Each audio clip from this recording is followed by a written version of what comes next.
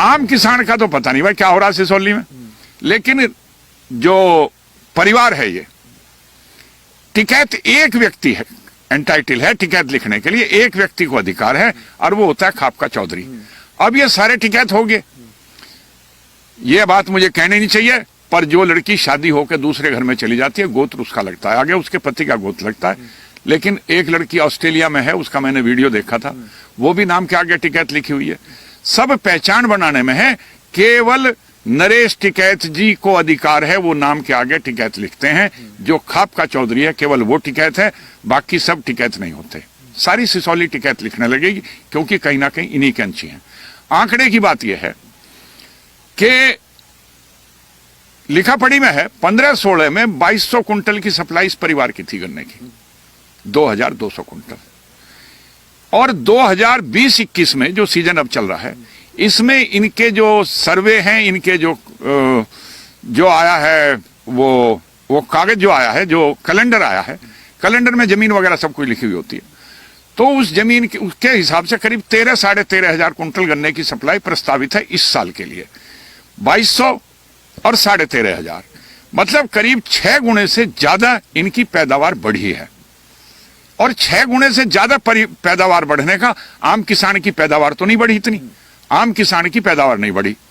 एक मिसाल में दे रहा हूं, 4.5 हेक्टेयर जमीन, 3.5 हेक्टेयर जमीन सुरेंद्र सिंह जो इनके छोटे भाई हैं, सबसे छोटे, उनके नाम दर्ज है 3.5 हेक्टेयर, करीब 52 बीघे।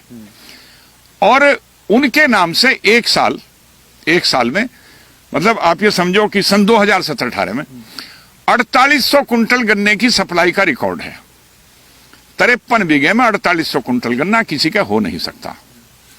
कहां से आया, कैसे आया? और 4800, पहली बात तो यह कि 3.5 हेक्टेयर जमीन अकेले सुरेंद्र के नाम, इतनी जमीन की होल्डिंग इनकी 87-88 में चौधरी साहब के नाम थी। अब सबके नाम है, 15-20 हेक्टेयर जमीन इनके नाम आ गई। जो जमीन कहां से आई? ये 3.5 हेक्टेयर में ये 4800 कुंटल गन्ना, कोई हिसाब नहीं है, उपज बढ़ोतरी का हिसाब, इसका हिसाब, उसका हिसाब। 90 कुंटल बीघे का औसत नहीं आ सकता, 90 कुंटल की 2-4 बीघे की क्यारी निकल सके, औसत नहीं आ सकता 53 बीघे में। आंकड़े ये हैं 2200 कुंटल से 13.5 कुंटल और 3.5 हेक्टेयर में 4800 कुंटल गन्ने की पैदावार। ये यकीन नहीं किया जा सकता, ये हलक तड़ा नहीं उतरता है। कुछ ना कुछ हैंकी पैंकी है, कुछ ना कुछ गड़बड़ है।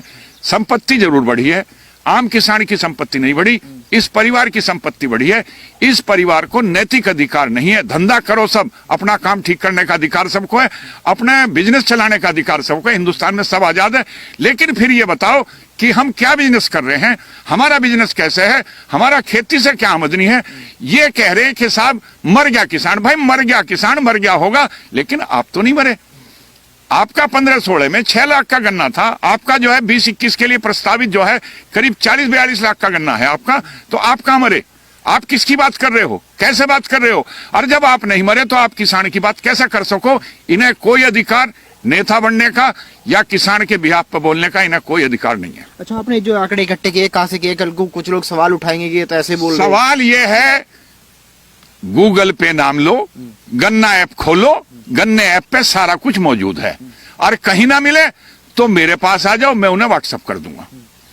मेरे अभी 3 मेंबरों के अभी रह रहे हैं 13.5 कुंटल गन्ने की सप्लाई का जो प्रस्ताव है, उसमें कम से कम इस परिवार के 3 मेंबरों का कागज मुझे अभी नहीं मिल पाए। वे 3 मेंबरों का कागज मिल जाएंगे तो ये 13.5 का बढ़ के 16,000 तक जा सकता है। जैसा आपने देखा होगा अभी जी न्यूज पे एक सर्वे हुआ था, उन्होंने बताया कि ये 110 बीघे जमीन इनके पास है। क्या 110 बीघे जमीन से इतनी आमदनी बढ़ी है? 110 बीघे जमीन कच्ची बताई, वो जमीन पक्की होगी। 1 बीघे में 3 बीघे हो, 110 बीघे में 330 बीघे बैठे हैं। जितने इनके गन्ने की सप्लाई है ये 110 बीघे में नहीं हो सकती। 110 बीघे में 13.5 कुंटल गन्ने की सप्लाई कहां से हो गई?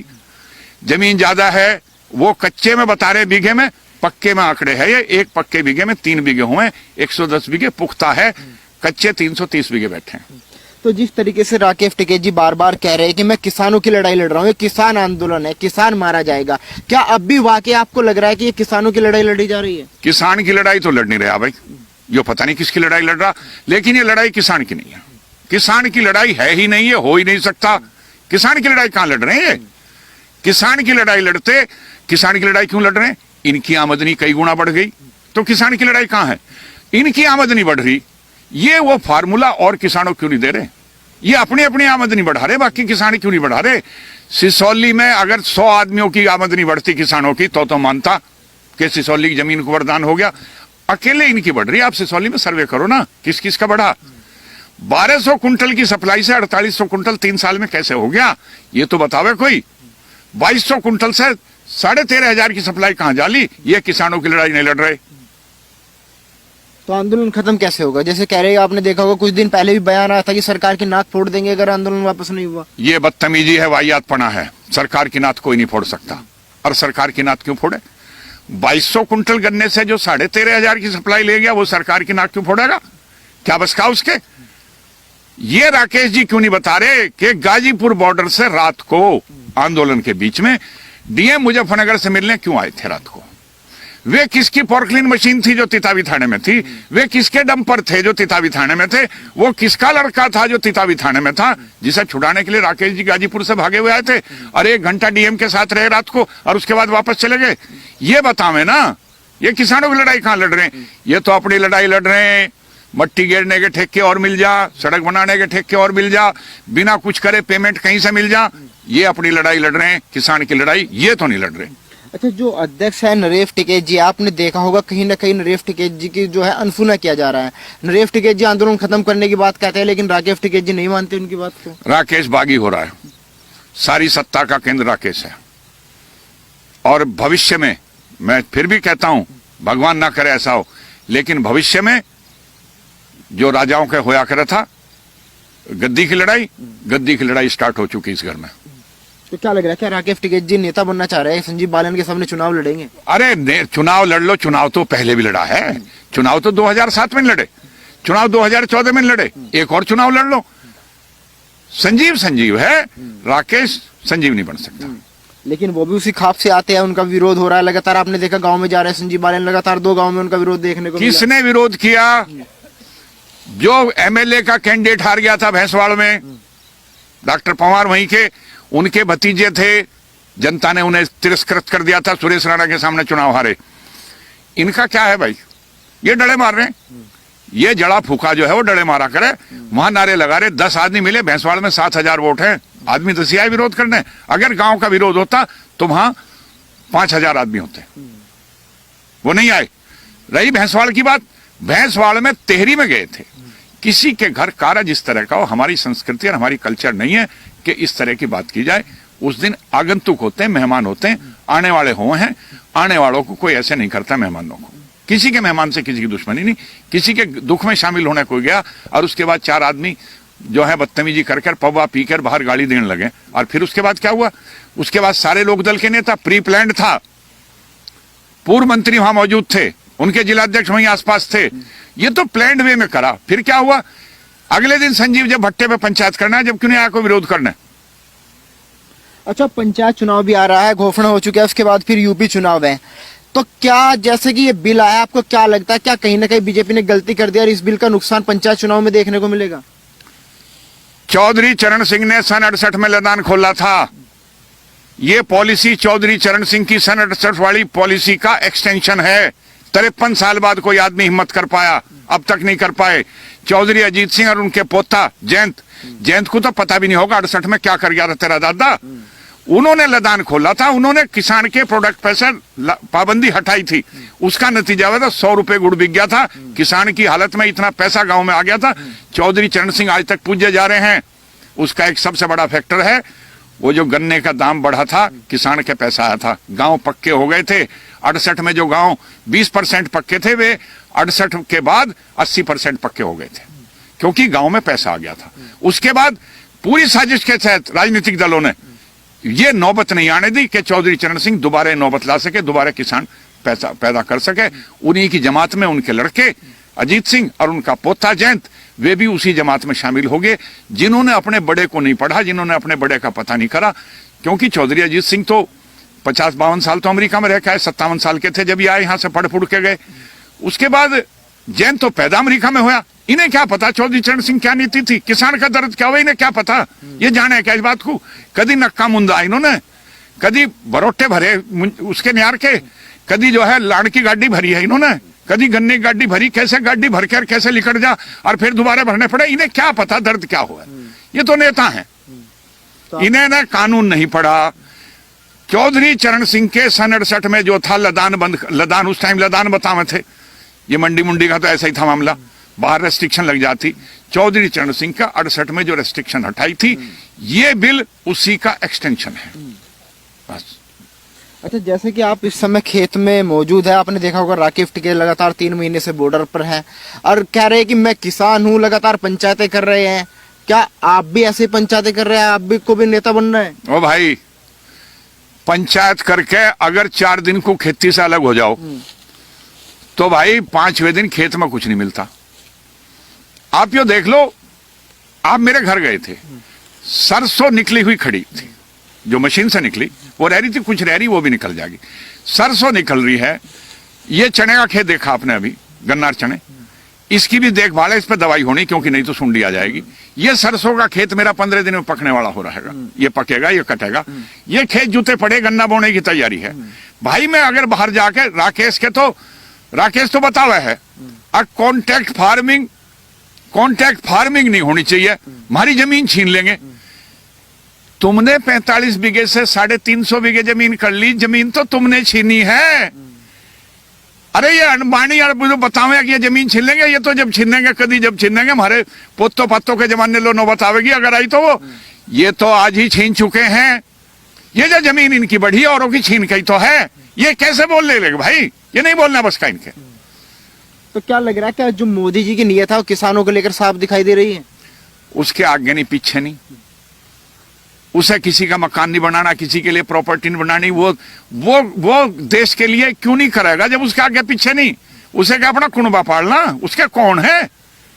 एक बुढ़िया माँ कल को आंख बीच की बात खत्म, उसे कौन है? ये तो उनकी आफत है जो सो कुनबा पालना। अजीत सिंह का परिवार, मुलायम सिंह का परिवार, राहुल का परिवार, इन्हें चाहिए परिवार वालों को, ये है लूटने वाले। मोदी के आगे पीछे कोई है नहीं, वो क्यों लूटेगा? अच्छा, आपके हिसाब से किसानों की हालत को कैसे सुधारा जा सकता है? किसानों की हालत को सुधारने के लिए किसान को थोड़ी सी तो अपनी आदत ठीक करनी पड़ेगी, किसान को खुद ही बदलना पड़ेगा। थोड़े फालतू खर्चे कम करने पड़ेंगे, थोड़ा शादी ब्याह के खर्चे कम करने पड़ेंगे, बालकों की पढ़ाई पे जोर लगाना पड़ेगा और खेती पे बोझ कम करना पड़ेगा। जिसके 2 लड़के हैं उनमें से एक लड़का जरूर बाहर जाना चाहिए, बाहर काम करे जरूर। जिसकी खेती पे बोझ कम है, जिसके बालक बाहर हैं, उनकी हालत में तब्दीली है।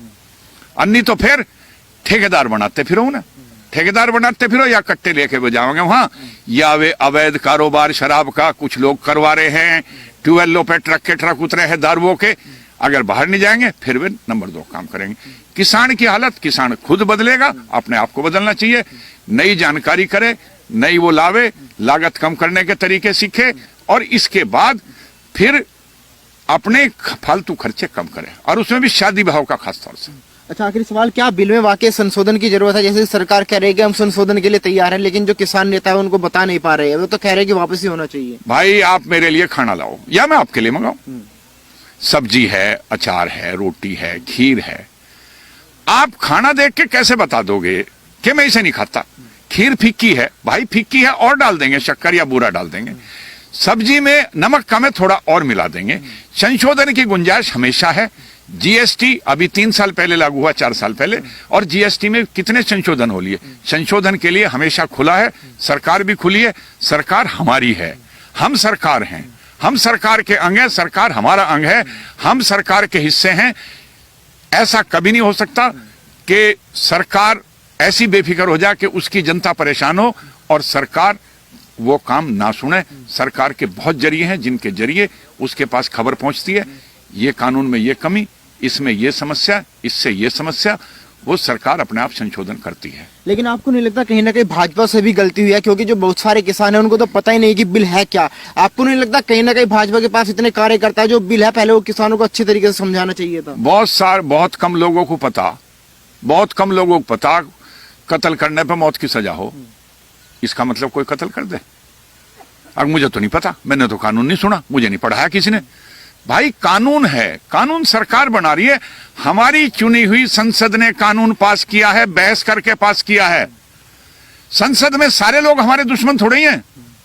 हमारे से क्या दुश्मनी है उनकी?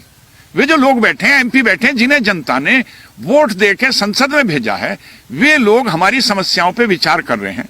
हो सकता है उन्हें कुछ कम पता हो खेती का, लेकिन कुछ तो है जिन्हें पता है। और फिर संशोधन तो हमेशा खुला है। सरकार ने 1.5 साल के लिए रोक दिया। क्या समस्या आ रही? कहां किसान मर गया? जून में राकेश समर्थन कर रहे थे और नवंबर में विरोध कर रहे। 4 महीने में कितने किसानों को फंसी हो गई थी, कितने किसानों की जमीन छीन गई थी, कितने किसान दिवालिया हो गए थे, कितने किसानों की जमीन बिक गई थी, कितने? क्या हुआ 4 महीने में, 5 महीने में क्या हुआ? कोई तो बताओ कि जून में लागू हुआ, नवंबर में आंदोलन शुरू हुआ, इन 4-5 महीने में क्या हो गया भाई? कौन सी प्रलय आ गई? जब इन महीनों में प्रलय नहीं आई तो आगे कैसे आएगी? लेकिन फिर भी सरकार ने जिद नहीं करी, बहुत अच्छी बात है। किसान है, हालांकि उनमें असल किसान कितने हैं तो भगवान मालिक है, पर फिर भी किसान के नाम पे जो रुपये गए, सरकार ने कहा ठीक, आप अन्नदाता हो, हाथ जोड़े इनके आगे, 1.5 साल के लिए हम बंद कर रहे हैं, बात कीजिए। बात करने को तैयार नहीं। फिर तो आखिरी सवाल, आंदोलन खत्म करने का क्या रास्ता बचा सरकार के पास? आखिरी रास्ता जो है आंदोलन खत्म करने का, समझा के कोई सोया होया हो उसे आप जगा लोगे, लेकिन जो जागा होया उसे आप इन्हें आंदोलन चलाने में फायदा है। ये डेली वेजेस पे इन्हें वहां वो मिल रहा, पेमेंट मिल रहा, जितने दिन बैठोगे। आधा हो गया ना पेमेंट भी। अब वो पता नहीं आधा, लेकिन है तो सही। अरे वहां कई हजार मिले हैं, तो घर आके क्या क्या कर लेंगे? ये घर तो काम चली रहा, राकेश की गन्ने की सप्लाई भी हो रही, सब कुछ हो रहा। नू क्या कॉन्ट्रैक्ट फार्मिंग खराब है? तू क्या करवा रहा भाई? राकेश बताना, तू 3 महीने से तू घर नहीं आया, अपने तेरे नाम पे गन्ना भी जा रहा है। ये कॉन्ट्रैक्ट फार्मिंग तेरे भैया ही नहीं कर रहे तेरे नाम पे कॉन्ट्रैक्ट। तेरा क्या सफर करा तू? वहां 3 महीने छोड़, 3 महीने में किसान का नाश हो जाएगा। वे जो वहां बैठे वे किसान नहीं, किसान की फुर्सत नहीं है। किसान की आज की तारीख में फुर्सत नहीं है, 2 घंटे की ब्याह में जाने की फुर्सत नहीं है। वो जो वहां बैठे हैं किसान नहीं हो सकते, क्योंकि किसान 3 महीने पढ़ नहीं सकता भाई। सारी फसल खड़ी है, फुर्सत नहीं है। कब तक? जब तक 15 जुलाई बारिश आने लगे तब किसान को होश आवेगा। आज की तारीख में आपको बता रहा, ये सरसों कटनी है, ये खेत बोए जाने, ये गन्ने का खेत खाली होने, वो चने आवेंगे आगे, उन्हें भी देखना, उन पे दवाई भी होनी। उधर दूसरी तरफ जो है वहां सरसों कटी है, उसमें मिर्च लगनी है। मैं 3 महीने जाके मैं क्या करूंगा? यहां तो कुछ भी नहीं मिलने का। फिर झूठ बात है, ये जो बता रहे हैं झूठ है। और इसके लिए बुरा मत मानना। काफी हद तक वो मीडिया जिसे नहीं जानते किसान क्या हो, किसान का कै क्या हो और नय क्या हो, वो मीडिया भी जिम्मेदारी लेके अगवानी बन के गरीब गरीब गरीब गरीब गरीब गरीब की बात करके, वे उनके भी मकसद कुछ और हैं।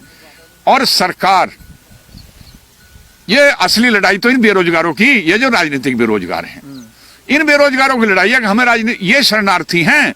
जैसे यहाँ दंगे के शरणार्थी हो गए तो रोते फिरे थे, और जिन्हें कौन कौन मदद करने आया था, ये राजनीतिक शरणार्थी हैं, बेरोजगार हो गए, ठाली बैठे, इन पे दौरे पड़े। संसद में हम बैठे थे, नू होता, ये संसद याद आ रही इनके। अगवा इलेक्शन हो जाएगा, हो सके संसद में घुस जावे, पर जनता बहुत होशियार है। तो आपको लगता है कि कुछ फर्क पड़ेगा? आपने देखा होगा लगातार जयंत चौधरी पंचायत कर रहे हैं, प्रियंका वाड्रा यूपी में सक्रिय हो गई है, और जो अरविंद केजरीवाल है वो भी मेरठ आकर पंचायत कर रहे हैं कि किसानों का भला हम ही कर सकते हैं। ये भाई, ये किसानों का भला कर नहीं सकते। किसान का दर्द वो जान सके जो खेती करे, जो खेती नहीं करता वो दर्द नहीं जान सकता।